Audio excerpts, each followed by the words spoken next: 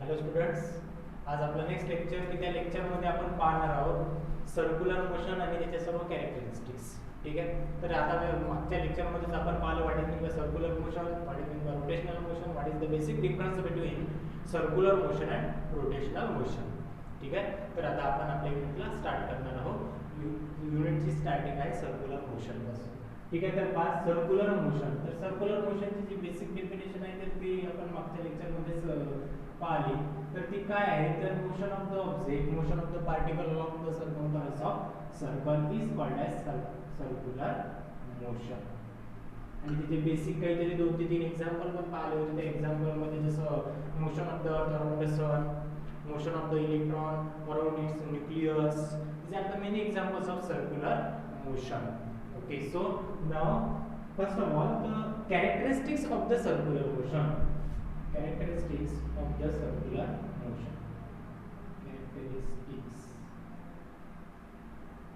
of circular motion. तर ज्या circular मोशनच्या ज्या कॅरेक्टरिस्टिक्स आहेत आपल्या नवीन सिलेबसनुसार 2 कॅरेक्टरिस्टिक्स दिलेले आहेत त्यांनी. तर पहिली जी कॅरेक्टरिस्टिक्स आहे तर ती पहिली कॅरेक्टरिस्टिक्स म्हणजे the circular motion is an accelerated motion. Is an accelerated motion. The circular motion is an accelerated motion. Why this is called as accelerated motion? Basically there are 2 types of circular motion. One is uniform circular motion and second is non-uniform circular motion. But both the circular motions are accelerated motions. Why?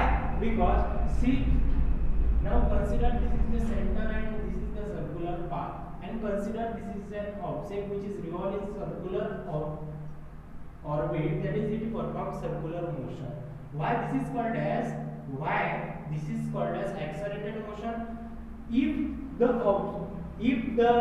function, if the quantity, physical quantity is vector quantity, then it have magnitude as well as direction. Then it have magnitude as well as direction. जर एखादी physical quantity जर vector quantity असेल तर त्याला magnitude आणि डायरेक्शनची गरज असते. तर मग एखादा ऑब्जेक्ट हा एक्सेलरेटेड मोशन मध्ये, एखादी फिजिकल क्वांटिटी ही एक्सेलरेटेड मोशन मध्ये, एखादी फिजिकल क्वांटिटी एक्सेलरेटेड मोशन मध्ये आहे असं आपण केव्हा म्हणू, जर समजा त्याचं मॅग्निट्यूड कंटिन्युअसली चेंज होत असेल. जर एखाद्या ऑब्जेक्टचं तो मोशन मध्ये आहे आणि त्याच्या वेलोसिटीचं मॅग्निट्यूड हे कंटिन्युअसली चेंज होत असेल किंवा डायरेक्शन कंटिन्युअसली चेंज होत असेल तर ते जे मोशन असेल तर त्या मोशनला आपण एक्सेलरेटेड मोशन असं म्हणत असतो. ठीक आहे.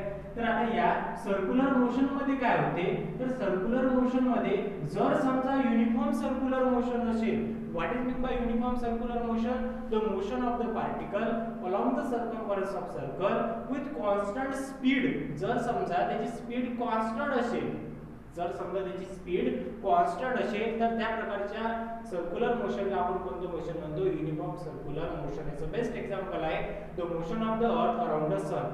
म्हणजेच काय, या प्रकारच्या सर्क्युलर मोशनला आपण युनिफॉर्म सर्क्युलर मोशन का बरं म्हणतो तर जर पहिलं रिव्होल्यूशन कंप्लीट करण्यासाठी अर्थला आपल्या सनच्या भोवती 365 दिवस म्हणजेच 1 वर्ष लागत असेल तर पुन्हा दुसरा एक रिव्होल्यूशन कंप्लीट करण्यासाठी पण 365च दिवस लागतात. म्हणून आपण त्याला काय म्हणतो? Uniform circular motion. This is the example of uniform circular motion. ठीक आहे. आणि त्यानंतर जो दुसरा टाइप आहे तर तो आहे non uniform circular motion. What is mean by non-uniform circular motion? The motion of the particle, the motion of the object around the circumference of circle with variable speed. With variable speed म्हणजे जर समजा त्याची जर एखादा object आहे आणि तो circular orbit मध्ये फिरत आहे आणि त्याची जी स्पीड आहे ती कंटिन्युअसली चेंज होत असेल तर त्या प्रकारच्या सर्क्युलर मोशनला आपण नॉन युनिफॉर्म सर्क्युलर मोशन असं म्हणू. याचं एक्झाम्पल काय, तुम्ही फॅन स्टार्ट केला, इनिशियल पोझिशनला त्याची जी एक स्पीड असते ती कमी असते आणि हळूहळू काय होत जाते, वाढत जाते. आणि त्यामध्ये काय जाते, जसं व्होल्टेज कमी जास्त होते तसं त्या फॅनची स्पीड कमी जास्त होते, म्हणजेच त्याच्या स्पीडमध्ये व्हेरिएशन येते. तर त्या प्रकारच्या सर्क्युलर मोशनला आपण काय म्हणू शकतो, non uniform circular motion. Okay, so the first characteristics of the circular motion, whether this circular motion is a uniform circular motion or non-uniform circular motion, it is accelerated motion. Why it is called as accelerated motion?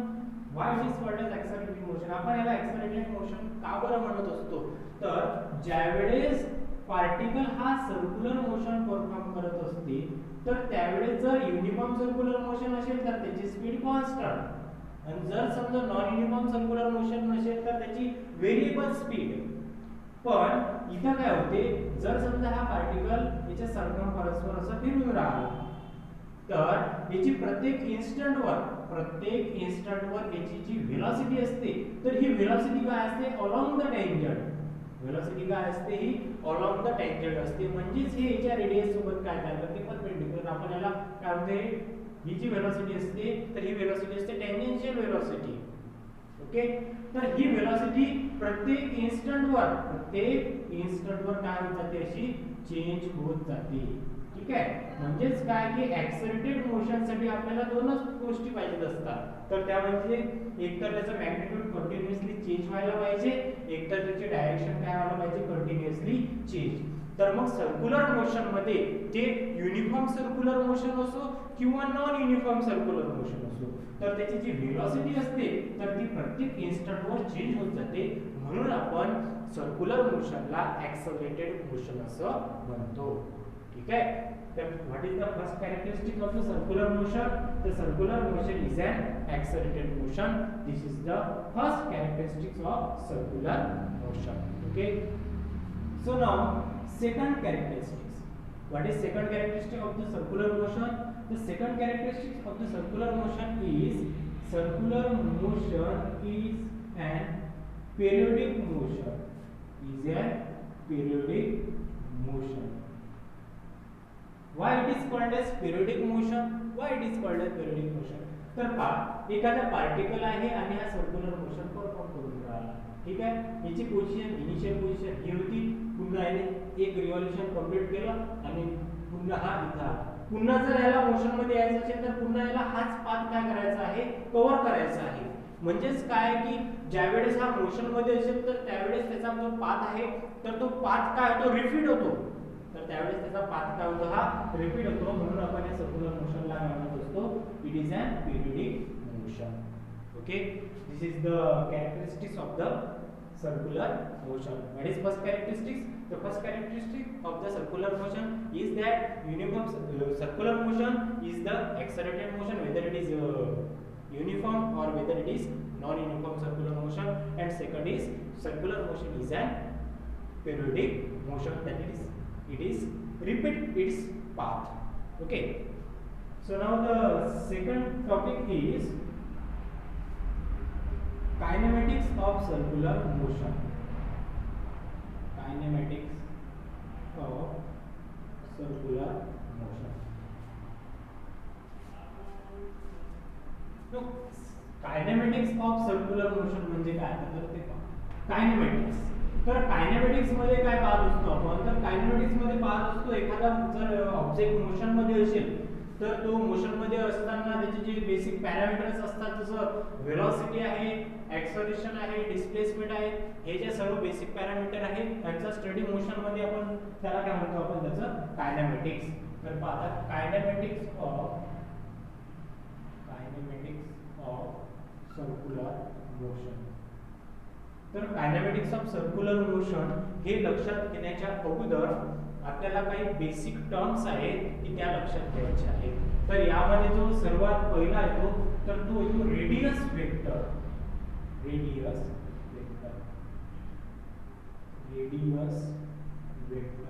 ठीक आहे, तर radius vector आतापर्यंत तुम्हाला कोणत्याही सर्कलची radius माहिती असते. ठीक आहे, एखादा सर्कल आहे, हा सर्क्युलर पाथ म्हणू आपण याला, कारण काय आहे की एखादा ऑब्जेक्ट या पाथने काय होत असतो, रिव्हॉल्व होत असतो. ठीक आहे, किंवा ऑर्बिट पण म्हणू शकतो तुम्ही त्याला, किंवा सर्क्युलर पाथ पण म्हणू शकतो. तर पहा रेडियस वेक्टर म्हणजे काय, a vector.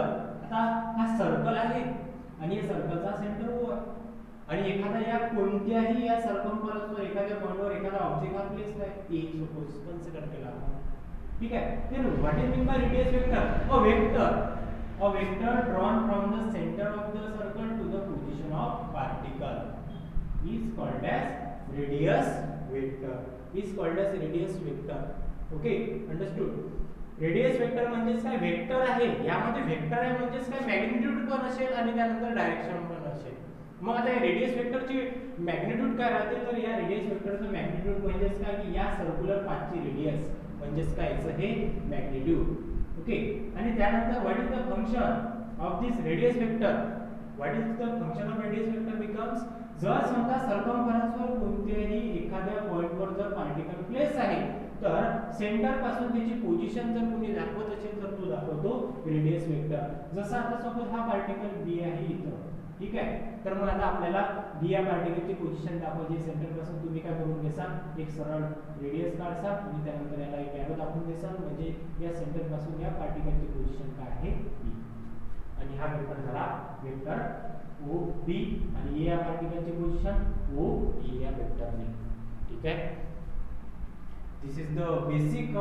idea about radius vector so now the next point is जसं पाहता लिनियर मोशन आहे तर लिनियर मोशन मध्ये व्हेलॉसिटी एक्सेलरेशन डिस्प्लेसमेंट ह्या जसं टर्म येतात तसं हे पण एका टाइपचं मोशनच आहे तर यामध्ये पण काय येईल डिस्प्लेसमेंट येईल व्हेलॉसिटी येईल आणि एक्सेलरेशन येईल ठीक आहे तर आता सर्क्युलर आहे काय आता हे जे सर्व मोशन आहे हे मोशन आहे सर्क्युलर मोशन आहे तर आता या सर्क्युलर मोशन मध्ये तर या सर्क्युलर मोशन मध्ये जी व्हेलॉसिटी असते तर त्या व्हेलॉसिटीला आपण काय म्हणतो अँगुलर व्हेलॉसिटी काय म्हणतो आपण याला अँगुलर व्हेलॉसिटी त्यानंतर सेकंड आहे angular displacement sorry first of all angular displacement after angular velocity and finally angular acceleration third is angular acceleration तर पाहता हे अँगुलर डिस्प्लेसमेंट म्हणजे काय असते अँगुलर डिस्प्लेसमेंट आहे म्हणजेच काय की इथं काहीतरी अँगल सबस्टेंड होईल तर तो आता आपण अँगुलर डिस्प्लेसमेंट म्हणजे काय की आता पहा एखादा हा सर्क्युलर ऑब्जेक्ट आहे सॉरी एखादा हा सर्क्युलर पाथ आहे त्याचं हे सेंटर फर्स्ट ऑफ ऑल या सर्कम्फरन्सवर हा पॉइंट सपोज इथं आहे ए या पोझिशनला आहे ठीक आहे आपण एक रेडियस वेक्टर ड्रॉ करून घेऊ हा घेतला काढून ठीक आहे मग हा पार्टिकल आता मोशन मध्ये आहे काही टाइम t नंतर हा पार्टिकल इथून इथं गेला ठीक आहे मग पुन्हा आता आपण काय केलं b या पोझिशनला गेला आपण पुन्हा आता हा एक रेडियस वेक्टर ड्रॉ करून घेतला बरोबर आहे या दोन रेडियस वेक्टर मिळून इथं तुम्हाला एक अँगल तयार झालेला दिसून राहिला तर या अँगलला आपण काय म्हणतो अँगुलर डिस्प्लेसमेंट काय म्हणतो आपण याला angular displacement then what is mean by angular displacement the angle हा काय एक अँगलच असतो the angle which is drawn at the center of the circle at the center of the circle when particle moves from one point to another point this displacement is called as angular displacement आणि हे denote करत असतो आपण vector theta कारण ही काय पूर्ण vector value okay काय झालं आपलं basic idea about angular displacement त्यानंतर येते अँगुलर वेलोसिटी ही पण एक वेक्टर क्वांटिटी आहे vector omega okay so what is mean by omega angular velocity what is the angular velocity जसं लिनियर मोशन मध्ये rate of change of angular displacement with respect to time is called as angular velocity sorry linear velocity then similarly the rate of change of angular displacement with respect to time is called as angular velocity ठीक आहे तर आता हे झालं angular velocity त्यानंतर third आहे angular acceleration that is it can be denoted by alpha. Vector alpha. It is again a vector quantity. In angular velocity, it is a vector quantity. It is vector quantity and it is denoted by vector omega. Okay. Its unit is the angular displacement having unit is radian. Its unit is radian per second and its unit is radian per second square. Okay. The main important part of the angular velocity is that what is the direction of angular velocity? What is the direction of angular velocity? It is very important concept. Now see, suppose आता आपण एक consider केला, हा circular path आपण consider केला असा, ठीक आहे, आणि त्यानंतर हा या एक्सिस भोवती हा काय होऊन राहिला, रोटेट होऊन राहिला, बरोबर आहे. म्हणजेच काय की अशी एखादी सर्क्युलर रिंग असेल आणि त्यानंतर एक अशा प्रकारचा त्याचा एक्सिस असेल की तो त्याच्या सेंटर मधून जात असेल आणि पार्टिकल असा काय परफॉर्म करून राहिला असेल, सर्क्युलर मोशन परफॉर्म करून राहिला असेल.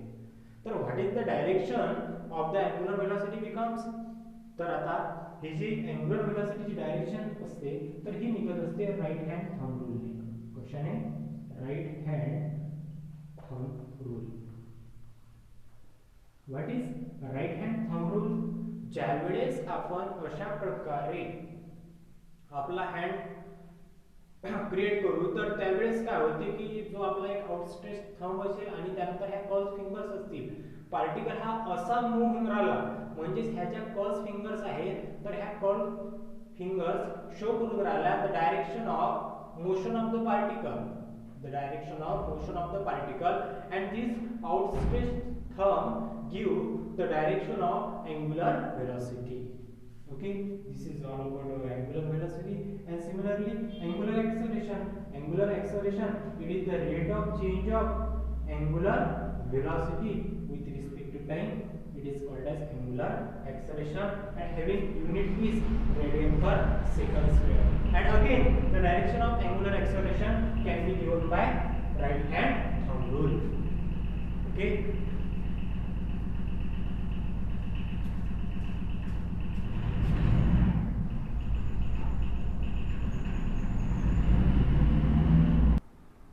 Now this is all about the kinematics of the circular motion. ठीक आहे, तर हे झालं सर्व आपलं कायनेमॅटिक्स कशी रिलेटेड सर्क्युलर मोशनशी. ओके, तर आता नेक्स्ट व्हिडिओ मध्ये आपण याच्या समोरचा पार्ट पाहणार आहोत. तर त्यामध्ये असेल नॉन युनिफॉर्म सर्क्युलर मोशन, त्यामध्ये आपण what is mean bye tangential acceleration, centripetal acceleration या सर्व संबंधी आपण डिटेल एक्सप्लेनेशन पाहू. ठीक आहे, थँक्यू. आणि याच्याशी रिलेटेड ज्या नोट्स असतील तर त्या नोट्स तुम्ही स्वतः आता प्रिपेअर करायचे आहेत. ठीक आहे, तर यामध्ये व्हॉट इज मीन, आता तुम्ही छोट्या छोट्या नोट्स कशा तयार करू शकता, what is mean bye angular velocity, angular displacement, angular acceleration, त्यानंतर रेडियस वेक्टर, ह्या सर्व काय करायचं तर एका नोटबुक मध्ये तुम्ही हे सर्व नोट डाऊन करत राहायचं. आणि याच्यासाठी जो रेफरन्स घ्यायचा आहे तर तुम्ही तो रेफरन्स घ्याल आपल्या नोटबुकचा. ओके, आणि जर समजा तुम्हाला यामध्ये जर काही अडचण आली असेल तर तुम्ही माझ्याशी कॉन्टॅक्ट करू शकता. थँक्यू.